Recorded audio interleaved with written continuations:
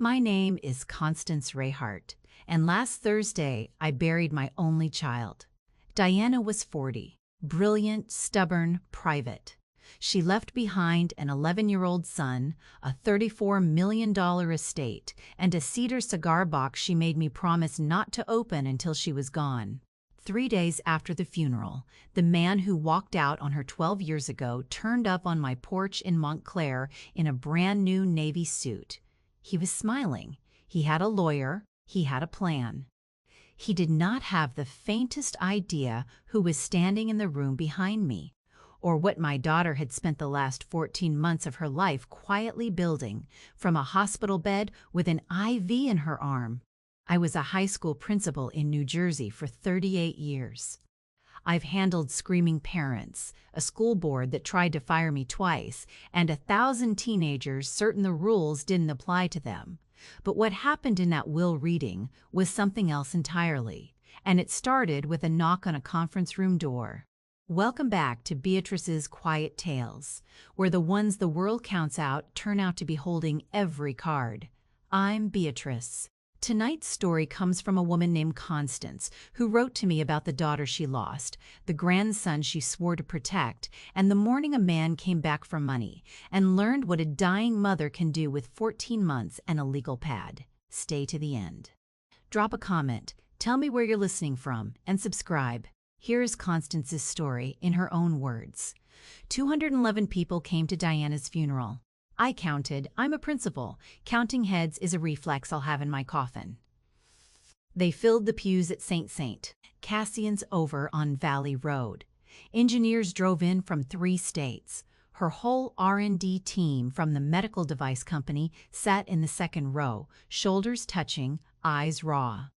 The receptionist, who'd started the same week as Diana, brought yellow tulips because Diana always said roses were predictable. Leo stood beside me. 11 years old, gray tie, dry eyes. He held my hand the way his grandfather used to, firm, like he was the one holding me up. He hadn't cried since the hospital. I worried about that. I also recognized it. He was his mother's son straight through. The service ended at 3:30. People filed out slow. Someone pressed a foil-covered dish into my hands. A woman squeezed my elbow and whispered something I couldn't hear over the ringing in my own ears. Then I saw him. Taller than I remembered, thinner, gray, coming in at the temples. But the same sharp jaw, the same restless eyes that never quite settled on one thing. Brand new navy suit. Tags gone, but the creases too crisp. Bought that week. A woman trailed him in expensive black, the kind you charge to a card you can't pay off. He walked straight to me and put out his hand. "I'm Leo's father," he said, loudly, clearly, like an announcement. 50 people turned. Leo's hand tightened in mine. He said nothing. "Constance," Brett said, "we need to talk about Diana's arrangements." I looked at him for 3 full seconds. 38 years reading faces across a desk. His said one thing only. "I came for the money." "Not here," I said. "Not today. Let me tell you about my daughter." Diana Reyhart graduated valedictorian from Montclair High in 2004. I was her principal. Conflict of interest, sure, but I never graded a single one of her papers. She earned that rank the way she earned everything else, quietly, completely, and without ever asking permission. Her father, Salvatore, ran a tile and stone crew in Essex County for 31 years, came home most nights with grout in the creases of his hands, and never once complained about it. I taught English, then moved into administration. Between his trade and my salary, we got Diana through engineering school at Rutgers. She took out loans for the rest and paid them off in 4 years flat. Her first real paycheck, after 6 years of school and 2 licensing exams, came from a junior design job at a medical device firm off Route 3. She spent 18 months testing catheter components nobody wanted to test, and then a recruiter called. She moved into clinical engineering. Within 3 years, she ran a team of 12. By 32, she was overseeing regulatory submissions for the whole Northeast Division. At 36, they made her director of research and development. Diana never talked about money. She never mentioned stock options at dinner. She drove a gray Honda, same model she'd bought at 25, replaced exactly once. But she invested, she saved, she built $34 million. That's what she left behind. Not in a vault. Spread across stock options, a retirement account, 2 rental duplexes in Bloomfield, and a life insurance policy she updated the week after her diagnosis. She didn't inherit a cent of it. She earned every dollar the way her father earned his. One job at a time, one route at a time, until the days added up to something nobody could take from her. At least, that's what we thought. Brett Castellano came into Diana's life the way a nor'easter comes into this state. Fast, loud, no warning. They met on an app in 2013. He was an IT contractor out of Patterson. Charming in that restless way. Always pitching, always starting things, never finishing them. Diana saw potential. I saw a pattern. They married 8 months later at the county clerk's office. No reception, no family dinner, just signatures and a bottle of cheap champagne on the hood of his truck. I bit my tongue. Sal squeezed my hand. Let her figure it out, he said. 6 months in, Diana called to tell me she was pregnant. I heard joy in her voice, but the careful kind, the kind that waits for permission to be happy. Brett's reaction, she said, was complicated. Complicated meant this: by her 7th month, he was out 3 nights a week. Truck gone by dinner, back at dawn. He stopped asking about the baby. He stopped asking about anything. Then one Tuesday evening, Diana came home to find his key on the kitchen counter. No note, just the key and his wedding ring, set side by side like punctuation at the end of a sentence. He called an hour later from a rest stop on the turnpike. "This isn't what I planned," he said.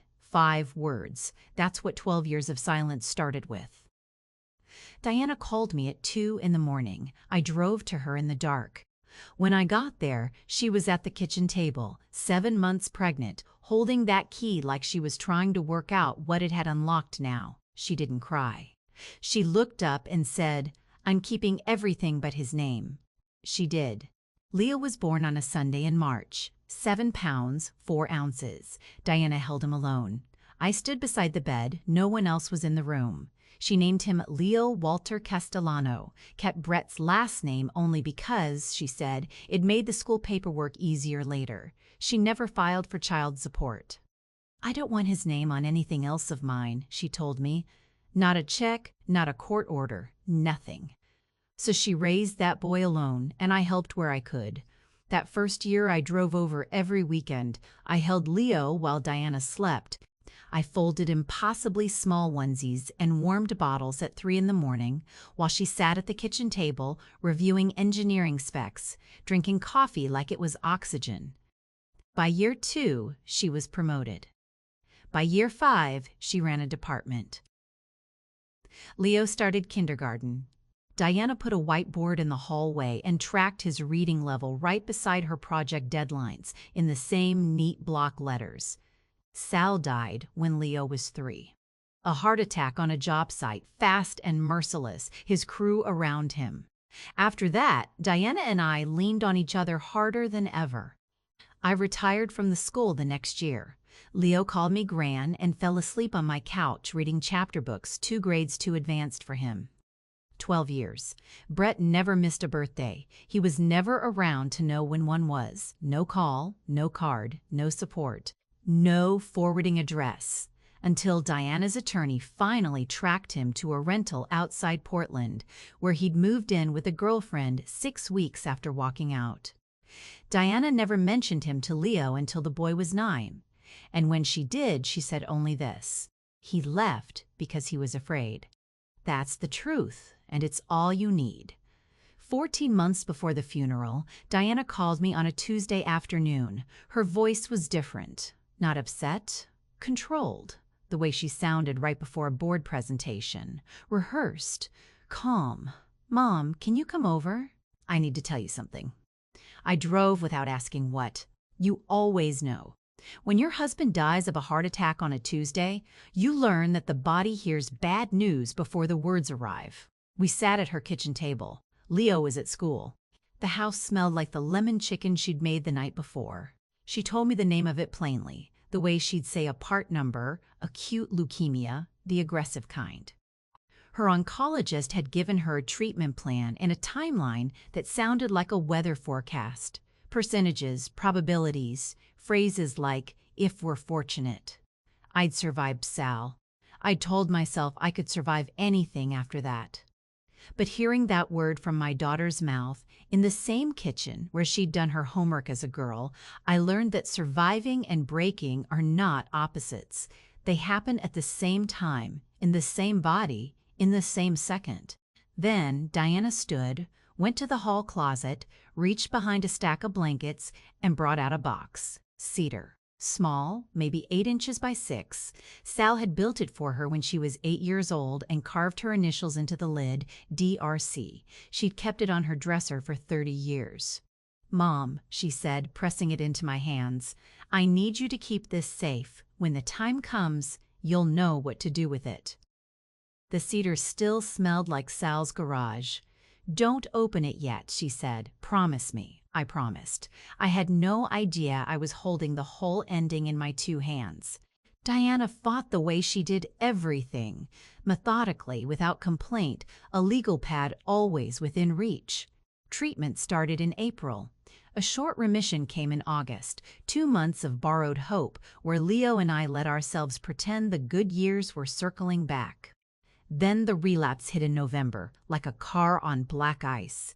And between hospital stays, Diana did something I didn't fully understand at the time. She met with a lawyer, a quiet, meticulous man named Vincent Abernathy, 5th floor of an office building in town. She met with her accountant.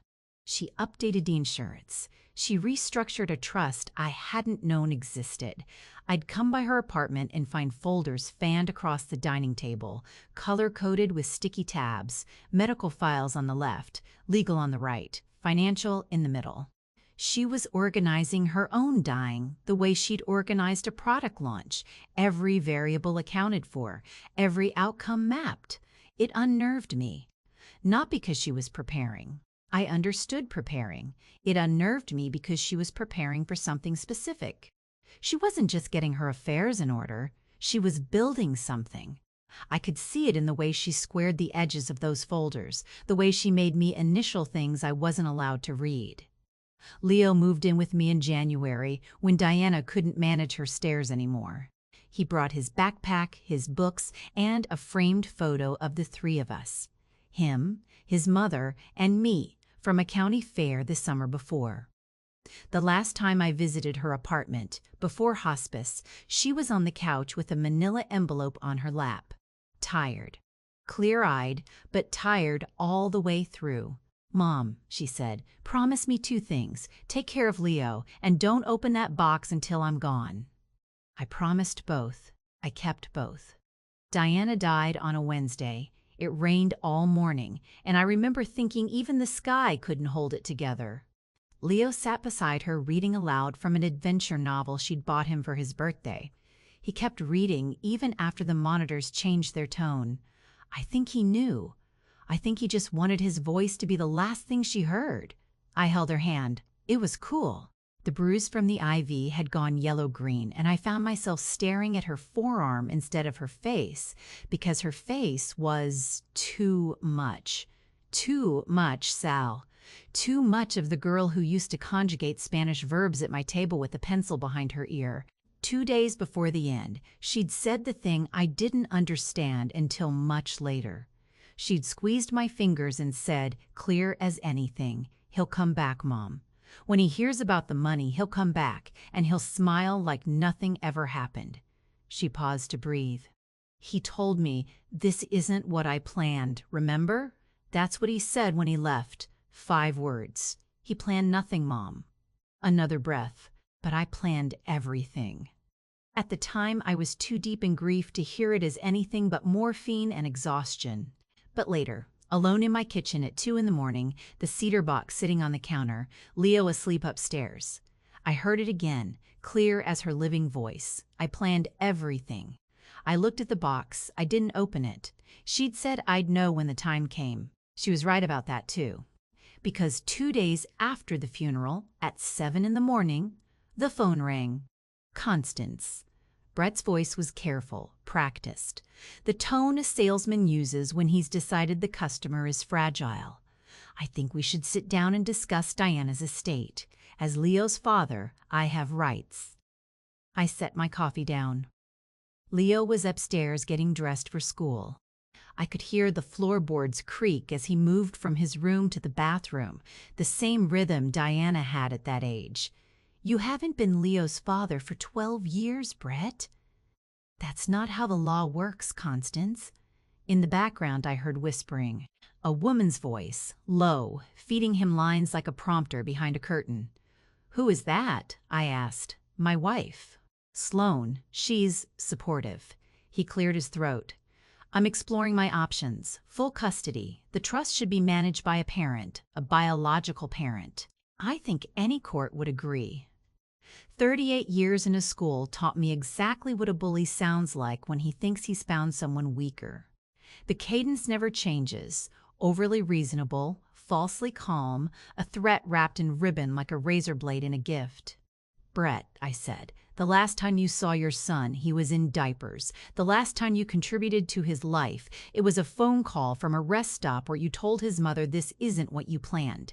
And now you're calling me about custody. Silence. I'll have my lawyer contact you, he said.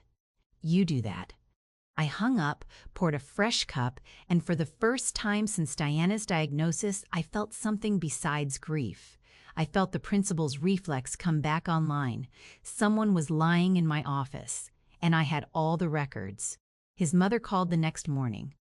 I knew Rosalind's voice before she said her name. Same thin drawl, same way she stretched her vowels right before she said something with a hook in it. Constance, I just want you to know how sorry I am about Diana. She was a good girl. A good girl, not a brilliant engineer. Not a woman who built a department from nothing. A good girl, like Diana was still 15 and borrowing the car. Thank you, Rosalind. Then the pivot. In 38 years of parent conferences, the pivot always comes inside the first 60 seconds. Brett was always too young for all that responsibility. You can't blame a boy for being scared. He wasn't a boy. He was 29. Well, a father has rights, Constance. You can't keep a child from his father. Rosalind, your son hasn't called Leo in 12 years, not on a birthday. Not at Christmas. Not when Diana was in the hospital. Not when she was dying. A pause. Then, well, that's between him and God. The same woman who once told Diana to her face at a Thanksgiving table that she was that girl who trapped my son. I still remember Diana's expression when she said it. Not hurt, not angry, resigned, like she'd expected it. Rosalind, I said, is there anything else? I just think a boy needs his father. I hung up gently. Then I called the only number that mattered. Vincent, I said when he picked up. It's Constance Reyhart. Brett's back. He wants custody and the trust. There was a short silence on the line, the satisfied kind. Mrs. Reyhart, Vincent Abernathy said, your daughter told me he would, right down to the new suit. I heard him turn a page. She left instructions for exactly this. Can you come in Thursday? And one more thing, when the will reading happens, let him bring whoever he likes. The more people in that room, the better. She was very specific about that. I didn't understand yet, but I was starting to. I want to stop here a moment and tell you who Vincent Abernathy is, because he matters. He's a small, exact man, the kind who irons his shirts himself and means it. He'd handled estates in Essex County for 30 years and seen every flavor of family that money brings to the surface. When I sat down across from him Thursday, he didn't offer condolences first. He offered a folder. Your daughter and I met 11 times, he said. 11! Some of those days she could barely sit up. She'd have the nurse prop her, and we'd work for 40 minutes, and then she'd send me away and tell me to come back when the next round of chemo wore off. He folded his hands. In 30 years, Mrs. Reyhart, I have never had a client build a defense this complete. Most people make a will. Your daughter built a trap and labeled every wire in it. He slid the folder toward me, but kept his hand flat on top of it. I'm going to tell you the shape of it now, so you're not surprised in the room. But I need you to do one thing for me Thursday next, and it's the hardest thing I'll ask. Say nothing until I tell you it's time. Let him talk, let him reach. The more he reaches, the deeper it goes. He almost smiled. Your daughter's words, not mine. She said you'd want to jump in early. She said to tell you, Mom, wait for the knock, wait for the knock. I didn't know what that meant. I would. He walked me through the bones of it. The trust was ironclad. I had sole management authority and full legal custody of Leo, with the estate held for the boy until he came of age.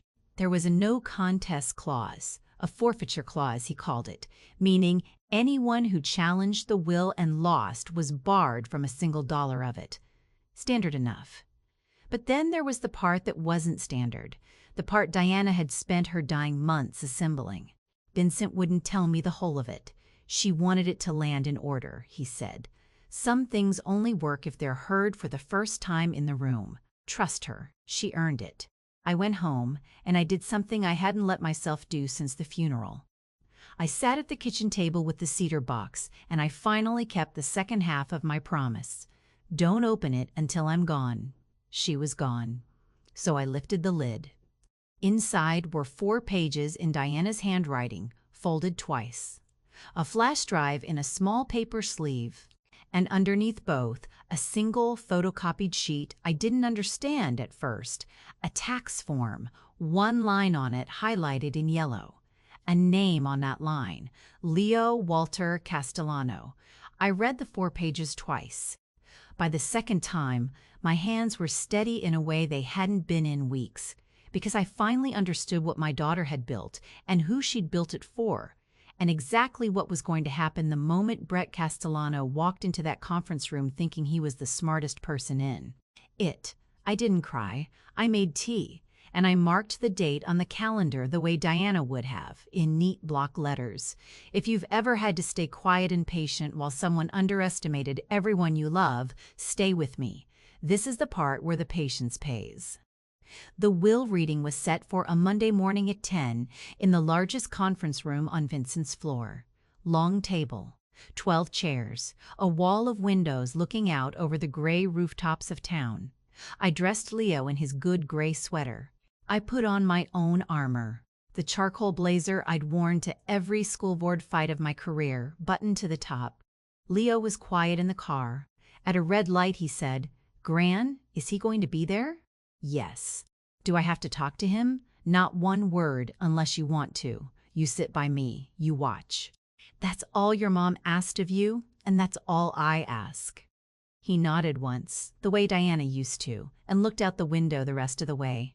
We got there early. Vincent had arranged the room with a quiet precision that I recognize now as Diana's fingerprint on everything. Folders squared at his place, a pitcher of water. And I noticed it and didn't understand it. One empty chair set slightly apart at the far end of the table, angled toward the door. Nobody sat there. Vincent caught me looking. "That one's spoken for," was all he said. At 9:55, they came. Brett first, in a charcoal suit this time, the Navy apparently retired. Behind him, Sloane, the new wife, in tailored black, a designer bag on her shoulder like a credential. Then Rosalind, his mother, dabbing at eyes that weren't wet yet, and a 4th man I didn't know, 30s, glossy, a leather folio under his arm, the cheap confidence of someone who's watched a lot of courtroom television. "This is Marcus," Brett announced, "our legal representation." Vincent rose, shook hands all around with the warmth of a man greeting people he intends to remember, and gestured everyone to their seats. Brett took the chair directly across from me. Sloane sat at his right hand and placed her own hand on his arm, the supportive spouse pose practiced in a mirror. Rosalind took his left. Marcus opened his folio and uncapped a pen like he was about to depose somebody. Leo and I sat on the other side. The empty chair at the end of the table stayed empty. "Before we begin," Vincent said mildly, "I'll note for everyone that this reading is being recorded, as Ms. Castellano instructed, and that a transcript will be entered with the court." "Is everyone comfortable proceeding?" "We're prepared to contest," Marcus said before anyone asked him anything. "Noted," Vincent said pleasantly and made a small mark in his notebook. I would come to learn that every time Vincent Abernathy made a small mark in his notebook, somebody's afternoon got worse. Brett leaned back, one ankle crossed over his knee, and looked at me with the smile I remembered from 12 years ago, the one that always came right before he asked Diana for something. "Constance," he said, "I want you to know none of this is personal. I just want what's right for my son." I said nothing. Vincent had asked me to wait. I waited. But I'll tell you, sitting there with my grandson's hand in mine and that man's smile across the table, wait was the hardest word I have ever held in my mouth. Vincent opened the first folder. "Then let's begin," he said. "There's a great deal here, and Ms. Castellano was very specific about the order." Vincent read the preliminaries in a flat, even voice. The identification of the estate, the appointment of himself as trustee, the valuation. When he said the number out loud, $34 million. I watched it land across the table like a struck match. Brett's crossed ankle came down off his knee, Sloane's hand tightened on his arm, and her eyes did a quick, involuntary sweep of the room, the way a person counts exits, except she wasn't looking for exits, she was counting zeros. Rosalind let out a soft little "oh" and pressed a tissue to a dry cheek. Marcus wrote something important, looking on his pad. "The bulk of the estate," Vincent continued, "is placed in trust for the minor child, Leo Walter Castellano, to be managed until his majority by Constance Reyhart, who is also named sole legal guardian." "That's the part we're contesting," Marcus said. "I'm aware," said Vincent and made his small mark. "On what basis?" I couldn't help it, but Vincent lifted 2 fingers off the table, just slightly, and I went quiet again. "On the basis," Marcus said, warming up, "that my client is the biological father. Custody and the management of any trust for a minor naturally belong to the surviving parent. We'll be petitioning to have Mr. Castellano named guardian and trustee, and we're prepared to move quickly." Brett nodded along, gaining confidence by the second. "I'm his father," he said. "Whatever happened between me and Diana, that doesn't change. A boy belongs with his dad. Any judge in this state would say so." He looked at me when he said it, and the smile crept back. He thought he was watching me realize I'd lost. "Mr. Sell." "Abernathy," Marcus pressed, "we'd like it on the record that we are formally contesting the will and the guardianship provisions." "It is on the record," Vincent said. "It's being recorded and transcribed. I want to be certain you understand that, Mr. Castellano. You are, as of this moment, formally contesting this will. Is that your wish?" "It is," Brett said. "Mr. Castellano contests the will," Vincent repeated slowly, for the recording, "initiated by counsel of his choosing." "Thank you. I want that very clear before we continue." Something in the way he said it should have warned them. It didn't. Brett heard a lawyer being careful. He didn't hear a door closing behind him. Vincent turned a page. "Before we address the guardianship petition," he said, "Ms. Sid Castellano asks that I read a section she wrote herself. She was specific that it be read aloud, in full, in this room." He looked up. "She titled it, 'For the Record.'" He began to read my daughter's words, and the temperature in the room changed. "If you're hearing this, then I am gone, and Brett is sitting at the table. I know he is because I know him. He'll have heard about the money, and he'll have come back, and he'll be smiling. He'll have someone with him telling him what to say, and he'll be certain this is going to work." Brett's smile flickered. Sloane's hand came off his arm. "It isn't going to work. I spent the last 14 months making sure of it, not out of revenge, out of love. Everything in this room exists to keep my son safe from the one man who already proved he'd leave him. Brett, you told me once, this isn't what you planned. You're right. You never planned anything, so I planned everything. Vincent set the page down. There's considerably more, he said. But Mrs. Marably more, he said. But Miss Prosmally... Castellano asked that we pause here and turn to the documents. Mr. Castellano, let's talk about the last 12 years. And he opened the second folder. Mr. Castellano, Vincent said, before your counsel files anything, there's a procedural matter I'm obligated to clarify for the record. He folded his hands. Mr. Marcus, forgive me. Marcus, what? I don't have a surname. Marcus Dell. Mr. Dell. Are you an attorney licensed to practice law in the state of New Jersey? The room went quiet, the kind of quiet that has weight to it. Marcus's glossy confidence dimmed by a watt. He glanced at Brett. Brett glanced at Sloane. Sloane looked at the table. I'm a paralegal, Marcus said. A certified paralegal. I see. Vincent made his small mark, unhurried. So, for the record, Mr. Castellano has formally contested this will, triggering the forfeiture clause, represented by an individual not licensed to practice law in this state. He told me he could handle it, Brett said. The smooth was gone from his voice now. There was a crack running up the middle of it. The forfeiture clause, Vincent went on, as if Brett hadn't spoken, provides that any beneficiary or claimant who contests this will and does not prevail forfeits all standing to any portion of the estate. You've contested. We'll come back to whether you prevail. He turned the page. But first, the documents. He spread them across the table one at a time, 12 sheets, squaring each to the edge of the last, photocopied tax returns, one for each of the past 12 years. On every single one, a single line was highlighted in yellow. Dependent, Leo Walter Castellano.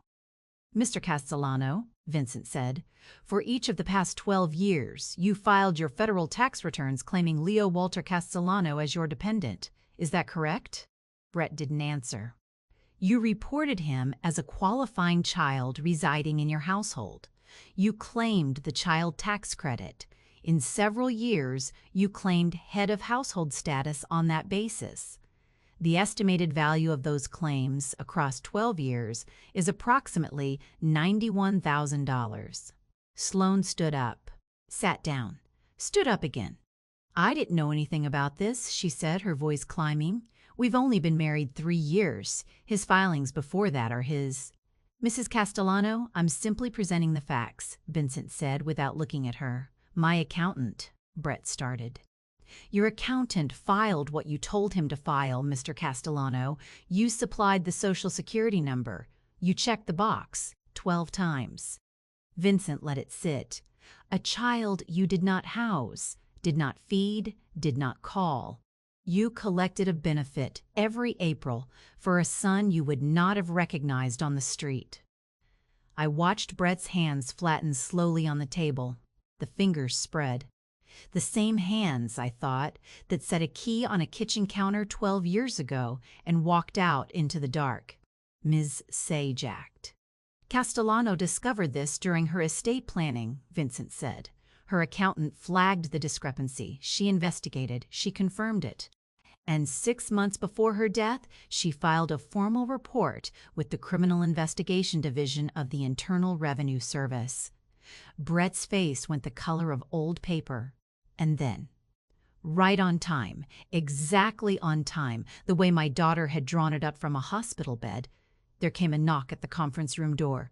2 raps. Firm, professional. I understood, finally, what wait for the knock had meant. And I understood why one chair at the end of the table had stayed empty all morning. Come in, Vincent said. The door opened and a woman stepped through. Mid-40s, dark suit, plainly cut, government issue, no flash, no silk. A badge clicked at her belt. She moved into the room the way people move when the building is already, in some sense, theirs, without hurry, without apology. Everyone, Vincent said. This is Special Agent Dana Okonkwo, Criminal Investigation Division, Internal Revenue Service. Brett made a sound. Not a word, a sound. Something between a gasp and the noise a balloon makes when you let the air out of it slowly. Agent Okonkwo sat in the empty chair at the end of the table, the chair that had been waiting for her all morning. She set a thin folder down and opened it. "Mr. Brett Castellano," she said. He nodded. He couldn't seem to do anything else. "I'm here regarding a federal investigation into fraudulent tax filings spanning 12 calendar years. The initial complaint was filed by the decedent, Diana Reyhart Castellano, and supported by documentation she provided to our office prior to her passing." She turned a page. "You've claimed a minor child, Leo Walter Castellano, as a dependent since 2014, despite having no custodial rights, no physical custody, and no documented contact with that child during the period in question." "I can explain," Brett said. "I'm not here for your explanation, Mr. Castellano. I'm here to inform you that you'll need to retain a licensed attorney. A licensed attorney, admitted in this state, not a paralegal, will be in touch." She closed the folder, then looked up. "For the record, Mr. Juan Castellano, in those 12 years, how many times did you actually see your son?" Silence. She made a note. "That matches what the record shows." Sloane was on her feet fast enough to knock her chair back. The designer bag swung off her arm like a pendulum. "I had nothing to do with his taxes," she said, her voice high and clipped, the supportive wife composure gone like a dropped glass. "We've been married 3 years. Whatever he filed before, that is his problem." "We'll determine the scope of the investigation as it proceeds," Okonkwo said, perfectly calm, the calm of someone looking at a puzzle she finished long ago. "All parties with access to the relevant financial accounts may be contacted. Mrs. B.C. Castellano." Sloane's jaw tightened. She turned and looked at Brett. And there was no love in it, no sympathy, just the cold, fast arithmetic of a woman calculating exactly how quickly she could separate her life from his. Brett sat motionless. The fight had drained out of him. The charcoal suit was wrinkled at the shoulders now, and dark patches had spread beneath his arms. His hands still lay flat on the table. They hadn't moved. Rosalind broke into tears. The loud kind, the kind meant to be heard. "My boy made a mistake," she sobbed. "He was young. He was scared." And that was when Vincent looked at me and gave the smallest nod. It was time. I'd been silent for 41 minutes. I'd counted. Old habit. 41 minutes with my hands folded on the table and my blazer buttoned, wearing the exact expression I used to wear when someone at a board meeting tried to gut the music program to save $1. Now I spoke, not loudly. I have never once needed to be loud. "Rosalind," I said, "your son is 31 years old. He wasn't a scared boy. He was a grown man who placed his wedding ring on a kitchen counter next to his house key and drove to Oregon." "Constance, I'm not finished." I turned to Brett, and I kept my voice in the flat, clear register I'd used 1,000 times to tell a student exactly what they had done. "Brett, my daughter was diagnosed 14 months before she died. Do you know how she spent those 14 months? She spent them doing 2 things: fighting for her life and making certain that you could never, ever take her son." The room held its breath. She built every page of this from a hospital bed, with a needle in her arm, between treatments that made her too sick to stand. She color-coded her own death like it was one more project to ship on time. That is the kind of mother she was. I let it settle. "The kind you walked away from at a rest stop." Brett leaned forward. "Constance, I made a mistake. You made a choice. Every April for 12 years. You sat down and you wrote my grandson's name on a federal form to collect money for him, while you couldn't be troubled to learn what grade he was in. Can we talk about this? We are talking about it. Right here in the room your son is sitting in." I didn't raise my voice. I didn't need to. Silence delivered correctly is louder than any shout. The boy you claimed on your taxes every year and never once called on his birthday. He's 3 feet away from you, Brett. Look at him. Brett did not look at him. He couldn't. And then Brett said the thing. The small, desperate thing that closed the circle my daughter had drawn 14 months before. He said, "This isn't what I planned." The same 5 words. The same 5 words he'd spoken into a phone at a turnpike rest stop 12 years ago. The same 5 words that started 12 years of silence, landing now in the middle of that conference table like a receipt he never expected to be handed. I looked at him for a long moment. "No," I said quietly, "it's what she planned. You only ever planned the leaving." Vincent let the silence hold for a 5 count. Then he stood, buttoned his jacket, and slid a business card across the table to Brett. "Retain counsel, Mr. Castellano. Licensed counsel. And do not leave the state." He nodded to Agent Okonkwo, nodded to me, and the agent rose, gathered her thin folder, and left the way she'd come, without hurry, without apology. Marcus, the paralegal, pushed his chair back, mumbled, I didn't know, I'm sorry," and walked out without offering his hand to anyone. Sloane stood, picked up her bag, straightened her jacket, and walked out of that room without a single glance at Brett, at Rosalind, at any of them. The door clicked shut behind her. 3 years of marriage, gone in the time it took to cross a carpet, and Brett sat alone on his side of the table, his mother weeping beside him, staring at a business card he could not bring himself to pick up. "Constance," he said, "please." I held his gaze. 38 years of parent conferences, thousands of faces across a desk, angry, pleading, defiant, ashamed. I'd seen every kind there is, but I had never seen a man look at me from the exact center of a life he'd burned down with his own 2 hands. "You used my grandson's name to cheat the government for 12 years, I said. "You used his social security number like a coupon. You claimed him as yours on paper while you ignored him in person.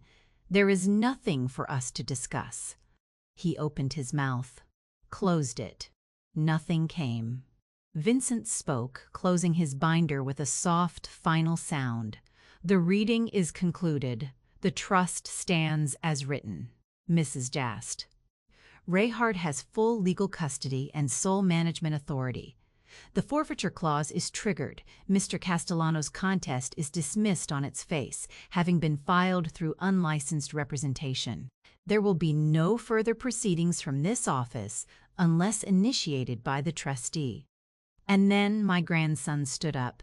Leo had sat through the entire reading without speaking, without flinching, without once looking at the man across the table. He stood now the way his mother used to stand, straight, quiet, certain, and he walked around to me and took my hand. "Can we go home now, Gran?" "Yes," I said. "We can go home." We walked out of that conference room, through the lobby, into the elevator, and across the parking lot, where the morning had turned warm and ordinary, like nothing at all had happened in the building behind us. In the car, Leo held the cedar box in his lap. I'd given it to him that morning, on the drive-in, told him it was his now, that his grandmother had carved his mother's initials into the lid when she was a little girl, and that someday he'd carve in his own. His thumb traced the letters. D.R.C. Diana Reyhart Castellano.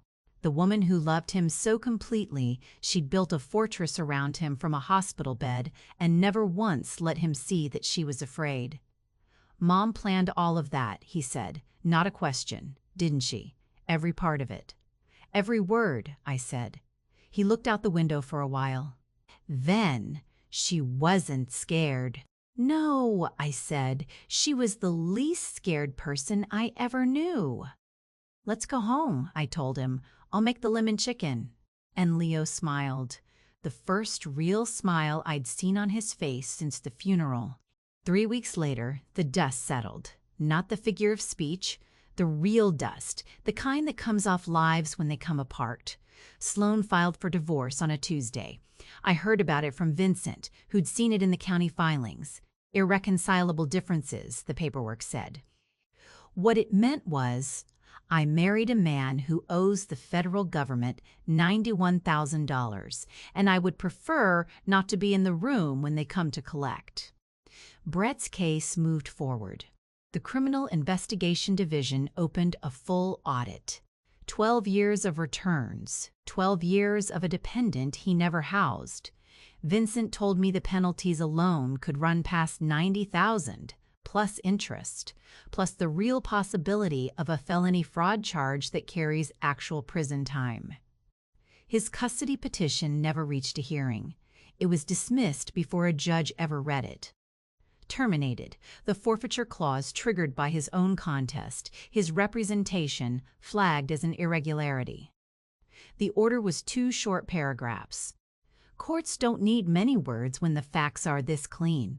One evening the phone rang. It was Rosalind. Her voice was small in a way I'd never heard it. "Constance," she said, "I'm sorry. For all of it. For the things I said about Diana. For all of it." I looked out the kitchen window. The dogwood in the yard was coming into bloom again, the way it does whether or not you're ready for spring. "God works in mysterious ways, Rosalind," I said, and I meant it kindly enough. She went quiet. I let her sit in it. "You can start," I said, "by telling Leo you're sorry. But that's between you and him, not between you and me." A long silence. Then, very quietly, "Can I?" "That depends," I said, "on whether you mean it this time." She didn't answer right away, and for the first time in 12 years, I thought she might actually be thinking about the question, instead of performing an answer to it. I hung up. I didn't feel triumph. I felt tired, and I felt something Diana would have recognized. Finished. That night, after Leo was asleep, I sat at the kitchen table and opened the cedar box one more time, and I read the last page of my daughter's letter, the part I'd skipped past twice because I couldn't get through it. Her handwriting was steadier there. She must have written it on a good day, when the chemo hadn't hollowed her out, when her hand didn't shake. "Mom, I know you're angry, I know you're sad, but I need you to know I'm not afraid. Not of dying. The only thing I was ever afraid of was Leo growing up without someone fierce enough to fight for him. And then I remember, he has you, the woman who raised me. The woman who taught me that strength isn't about volume, it's about showing up every single day and never letting them see you blink. Thank you for showing up, Mom. Now it's your turn." I folded the letter back along its creases and set it in the box. The wood was warm under my hands, cedar and a faint trace of her perfume, Sal in the grain of it, Diana in the scent. The 2 people I loved most in this world, both gone, both somehow still here in a box on a kitchen table at midnight. My daughter did not leave me $34 million. She left me her son, she left me her plan. She left me a cedar box with 4 pages of handwriting, a flash drive, and a federal agent's business card. And she left me the one thing money has never once been able to buy, proof that a mother's love doesn't end when her heart stops. It just changes hands. Leo is doing well, better than well some days. He reads 2 grades ahead, like his mother did, and he started leaving the hall light off at night, which is its own quiet kind of victory. He keeps the cedar box on his dresser now, exactly where his mother kept it for 30 years. A few months ago, I found him at the kitchen table with one of Sal's old chisels and a scrap of pine, practicing letters. When I asked what he was doing, he said, "Mom said I'd carve my own initials someday. I want to be good at it before I touch the real one." 11 years old, his mother straight through. Rosalind did call him in the end. I don't know everything that was said, and I didn't ask. But Leo came off the phone thoughtful rather than hurt, and that was enough for me. Some bridges you don't rebuild. You just stop standing on the riverbank screaming across the gap. As for Brett, I don't think about him much anymore, and that's the truest measure of how it ended. The last I heard, he was somewhere out west, dealing with the government on a schedule that wasn't his to set, learning at 31 what my daughter knew at 38, that the days add up. That a man who plans nothing eventually arrives nowhere, with a bill in his hand and his name on every line of it. He planned the leaving. Diana planned everything else. That's Constance's story. 12 years of silence, one cedar box, and a daughter who fought for her son even after she was gone, and who understood, better than anyone I've ever known, that the quietest people in the room are usually the ones holding every card. I'm Beatrice, and if there's one thing I'd hand you from Constance tonight, it's this. Love isn't the grand gesture or the loud promise. It's the showing up.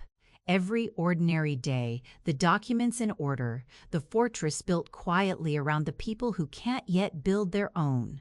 If this story moved you, do one small thing this week. Get your own papers in order and tell the fierce, quiet person in your life that you see exactly what they do. Don't wait until it has to be read aloud in a room. Share this with someone who needs to hear it. Drop a comment and tell me where you're listening from. Hit subscribe, and I'll see you in the next quiet tale.